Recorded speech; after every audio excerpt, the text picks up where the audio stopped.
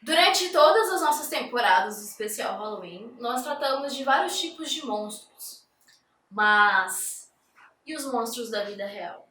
A gente está num período de desconstrução e a gente acaba descobrindo sobre alguns defeitos de certos autores.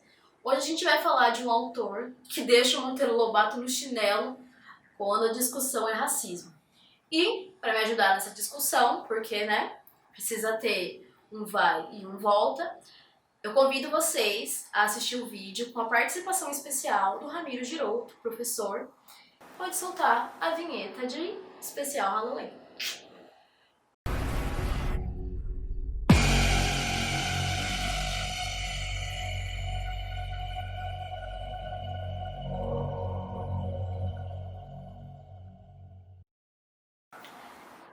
Então, para quem não conhece, vou apresentar para vocês o convidado de hoje, que é o Ramiro Girodo, professor dos cursos de Letras e Audiovisual, roteirista, produtor também da produtora de filmes Astaroth, Astaroth Produções, e agora também, um autor de livros, que a gente vai falar daqui a pouco, mas nós vamos falar das relações discutidas dentro do livro Lovecraft Country. Nossa, meu sotaque é muito do Mississippi, tá, gente? Desculpa, não tem no Brasil. E também, que é de autor, o livro Lovecraft Country, que aqui saiu como Lovecraft, Território Lovecraft, é do autor Matt Ruff, e esse ano saiu pela HBO a série Lovecraft Country, e nós vamos aí discutir um pouco o que várias pessoas não, fica às vezes até confuso. O livro leva o nome Lovecraft, Lovecraft Country, mas não foi escrito pelo Lovecraft. Com o título do livro, Território Lovecraft, o Lovecraft Country, ele é um título que tem vários sentidos, né? Com Território Lovecraft, ele quer dizer, de certa forma, o tipo de história que o Lovecraft escrevia, quer dizer também o tipo de problemas que vinha junto com isso, né? Daquela Norte América que em que o Lovecraft viveu, né, e cujos preconceitos encontraram eco na produção dele, né?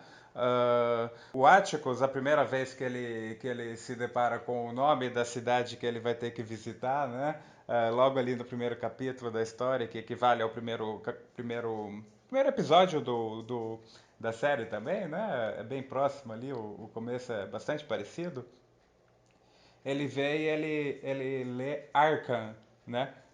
Mas a gente sabe que né? O pai dele ele é disléxico e ele tem uma certa dificuldade ali na escrita, né? E na verdade era Ardan, né? Mas ele lê Arkham. Ele fala, olha, é Arkham. A cidade está no território Lovecraft, né? Quer dizer, é algo que tem a ver com aquela mitologia toda, né? Mas também Já é do puxa. território Lovecraft porque é um lugar onde os negros não teriam espaço, né? Um lugar extremamente hostil aos negros, um lugar muito preconceituoso, né? E a gente sabe que isso, infelizmente, também faz parte do Lovecraft, né? Infelizmente não se pode negar. E é muito interessante que a gente tenha aqui uma obra que presta homenagem, num certo sentido, ao Lovecraft, mas que não ignora esse elemento.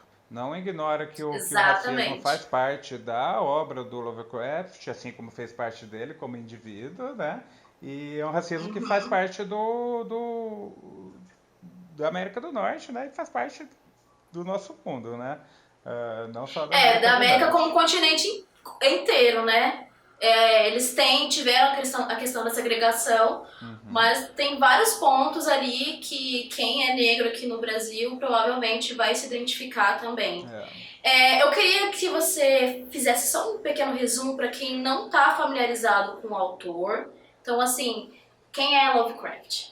H.P. Lovecraft. O H.P. Lovecraft, ele é um autor que boa parte da produção dele está dentro de um subgênero do horror que a gente costuma chamar de horror cósmico, tá? O horror cósmico é aquele horror que deixa claro que a pequenez do homem diante das forças do cosmos, tá? Então, nas histórias de horror cósmico, geralmente os protagonistas eles não conseguem combater os horrores que eles enfrentam, tá? Normalmente eles são histórias que têm de fundo um certo niilismo, assim, sabe? Elas A têm falta de crença. elas têm uma certa negatividade muito ressaltada porque ah, ah, parece que o homem, a humanidade não tem como, não tem muita importância no esquema geral das coisas. E boa parte do horror vem disso, vem dessa constatação de que ah, para essas criaturas que tão mais poderosas que nós não somos nada, né? Nós existimos Insignificantes. muito pouco. Nós existimos durante um piscar de olho dessas criaturas e quando elas abrem as pálpebras de novo, nós vamos deixar de existir. É mais ou menos essa ideia, né? Só que assim, aí a negatividade, o niilismo do horror cósmico vai variar. Alguns são mais negativos do que outros, né? Tem alguns autores que deixam uma abertura para a esperança, assim, mas o Lovecraft não é um deles. O Lovecraft era bem negativo. Ele era muito chateado. Ele era muito chateado. Tadinho do Lovecraft. Ah, tadinho assim, né? Tudo bem. Eu fiz a abertura falando sobre a questão, fazendo uma dualidade, que o terror da ficção, na maior parte das vezes, ele não se compara ao terror da vida real.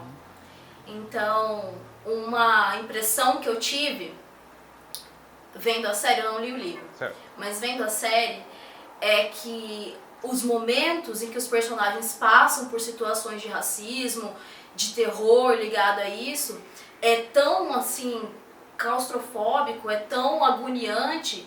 E aí quando aparece um monstro, algum elemento sobrenatural, a gente dá aquela respirada, ufa. Pelo menos é um encosto, é uma alma penada, pelo menos é um monstro, alguma coisa sobrenatural. Você teve... Você tem essa relação também com o livro e com a série? Paty, eu não tinha pensado nisso, mas acho que faz sentido, né? O horror do dia a dia é muito próximo da gente, né? Você mesma disse, olha, o contexto ali do racismo norte-americano é diferente do brasileiro, mas acho que, né? Tem uma proximidade também, né? É tão terrível quanto e acho que a gente vê os pontos de encontro, né? E tem um pouco disso que você disse, né? Acho que isso se reflete também no livro, né? Também é dessa forma. Mas tem também um outro elemento que é interessante a gente observar, que muitas vezes o elemento sobrenatural, o elemento fantástico, ele serve como uma alegoria, como uma espécie de metáfora, né? Sim. Dos horrores do nosso mundo palpável, né? Então, a dinâmica ali dos Shoggoths é um pouquinho diferente na série do que é no livro, tá? E tem um elemento... Na série serve de exemplo para isso que eu estou falando, a maneira como é desenvolvido. Porque, não sei se você reparou, que tem os Shoggoths, que têm aquelas criaturas que têm diversos olhos ali, né? Sim. Que aparecem na floresta. Uhum. E não só na floresta, né? A primeira vez que elas aparecem tá ali na floresta, né? Tem aqueles Shoggoths que têm a pele mais clara E e tem tem os os que que têm a são pele mais escura. escuros, né? Sim. E eles se posicionam de maneira diferente conforme os protagonistas, né? A gente vê que o de pele mais escura protege o Atticus, né? E no último episódio a gente vê o de pele escura ali também se posicionando de uma maneira muito importante para o desenrolar da história, né? Então a gente vê que ali, olha, aquela criatura ela representa algo, né? Né? Sim. Algo que a gente experimenta que existe no nosso cotidiano, né? Tem também Sim. um tipo de relação entre os shoggoths as relações raciais no romance, só que é um pouquinho diferente. Também é interessante, mas é diferente. Esse é um elemento que é diferente entre a série e o romance. Eu acho que as diferenças são bem-vindas, né? Eu não sou adepto da ideia de que as Tem que versões adaptar certinho. tem que ser fiel, tal. Eu acho que não. Eu acho que é interessante trazer um ponto de vista novo, né? Eu acho que faz parte, né? Eu acho importante que releituras sejam apresentadas, né? Com Porque o livro certeza. já existe, né? Eu quero ver ver visão em cima dele, né? Isso. É, tem gente que é muito purista, né? Ai, não é igual Tem. ao livro, mas a gente tem que entender que são mídias diferentes, né? Isso tem que Sim, ficar isso é muito muito claro. importante.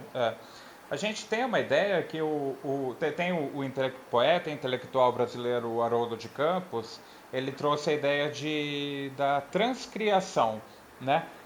Ele usava isso para pensar a tradução de poesia, mas serve muito para a gente usar a tradução de objetos artísticos para mídias diferentes. Tá? Então, quando a gente pega um romance e leva ele para o cinema ou para uma série de TV, aqueles artistas eles fazem uma transcriação desse objeto artístico, porque a linguagem é outra, né?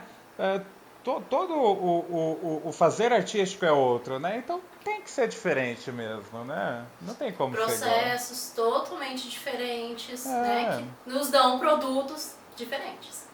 Mesmo que a isso. fonte seja a mesma. A linguagem audiovisual acaba trazendo elementos que a literatura não traz, né? Porque na série a gente vê muita a presença da música negra, né? Então isso é muito importante para trazer esse elemento cultural ali, né? Então acho que isso é muito constitutivo ali de como a série se apresenta a cultura negra e tal. Então acho que isso foi muito bem trabalhado ali, né?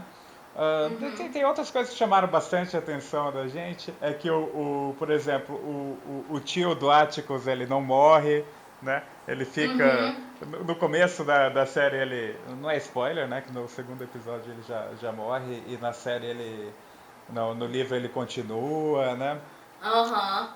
Uma diferença que chama muita atenção é que o Atticus e a Letitia no livro, eles não são um casal. Eles são amigos, né? Isso eu acho que eu acho mais interessante no livro, porque são muito raros na ficção esses exemplos de grandes amizades entre homens e mulheres, né? Faz Parece que eles sentido. sempre tem que ser um relacionamento romântico, né? Aham. Então eu acho legal do livro o jeito que foi trabalhado como sendo uma grande amizade entre os dois, tá? E eu não sei se, na minha opinião, não funcionou tão bem na série o relacionamento romântico entre os dois. Achei que em algum momento ali, não sei, me pareceu um pouquinho forçado em alguns momentos, tá? Né? Aí tem outras coisas assim que são interessantes um pequeno detalhe que eu acho legal do livro que tem o carro da família, que é aquele carro todo revestido de madeira, né? E no Aham. livro ele tem uma espécie de feitiço em que ele recebe, que o carro é invulnerável e ele é invisível aos policiais brancos. Então Gente, basta. bafo. Isso é ótimo. Então Amei. eles têm. A família ela tem aquela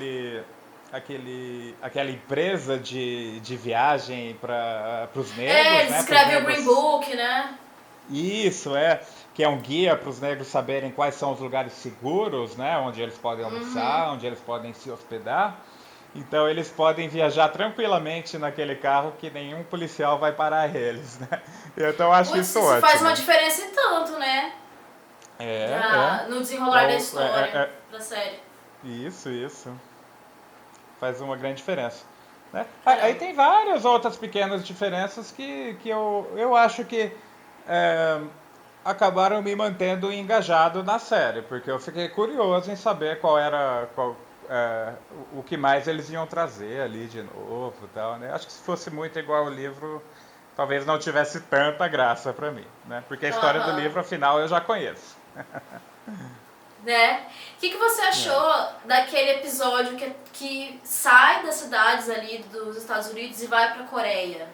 O que você achou dessa... Não é que quebra o clima, mas outro clima é construído e aí a história meio que dá uma colinha, né? Num círculo só. O que você achou? Isso. Que... É, eu gostei bastante desse episódio, tá? Ele é um dos episódios que me surpreendeu porque a gente não tem isso no livro, tá? O Uma coisa Atticus, que não tem no ele livro. faz... então. O Atticus, ele faz parte do background dele, que ele foi pra Coreia, né? E aquele conflito que ele tem com o pai dele, porque o pai dele é bem de esquerda, né? Vamos falar a verdade. Não queria que ele fosse para a guerra, é contra né, essa Ele indústria tava da do lado da morte Coreia. aí. É, isso mesmo. Ele considera assim um absurdo os Estados Unidos mandar os jovens para a morte ali na guerra, né? O pai dele, o Montrose, né? Então esse conflito existe no livro, né? E é muito importante para a relação entre os dois. Mas a gente não tem, isso só faz parte do background do Atticus. Não tem um momento do livro que mostra ele ali na Coreia. E o que pode surpreender quem só viu a série é que não tem a Gia. Aquela personagem não Não tem. aparece no livro, né? Aham. Então, e eu adoro ela. Eu acho ela ótima. Eu gostei demais dela. Então foi uma boa surpresa que a série trouxe. Eu gostei Que legal. bastante. Que E massa. Eu mostra também assim, curti. mostra o preconceito também em outro contexto, né? Mostra que isso Isso. tristemente acontece não só nos Estados Unidos e não só com os negros, né? Acontece também em outras circunstâncias, né? É, Infelizmente, né? É muito não, triste. isso é uma discussão assim bastante recente da gente conseguir entender que o colonialismo ele afeta todas as etnias que não a etnia branca. Então assim, Isso, todo mundo ali fica reduzido a menos, né? E não são só os negros, todas as outras etnias estão ali isso. junto. E aí mostra isso, né? Essa Exatamente. questão. E a condição da mulher, né? Essa personagem mostra muito isso, né? Dela, a mulher inferiorizada, né, sendo submetida a essa inferiorização. E na série as mulheres têm muito destaque, né? Não sei se mais do que no livro, mas as atrizes são ótimas, né? Muito bem escolhidas e elas correspondem bastante à descrição no livro. A gente vê que teve um cuidado todo especial, né? Aí me ocorre agora, me lembro que a showrunner é uma mulher, né? A Misha Green, né? E ela conduziu, foi muito bem conduzida. Falamos bastante de Lovecraft. E Lovecraft tem ali uma grande influência no trabalho do Ramiro, né? Como escritor, como roteirista. E aí eu vou pedir para ele apresentar a produtora, né? E Ok, como que são esses processos, essa influência tão forte do Lovecraft ok. na produção. Legal, Paty. O primeiro, eu e a Larissa Zatelli, a minha esposa, né? Eu sou roteirista das Tarof Produções e a Larissa é diretora. Nós Que já produzimos foi entrevistada juntos. pelo canal Compact, em outro especial Isso, Halloween. Primeiro. procurem ali entre os vídeos. Foi A o gente vai Halloween do deixar no ano passado, card. né? Foi Isso, olha lá. ano 2017.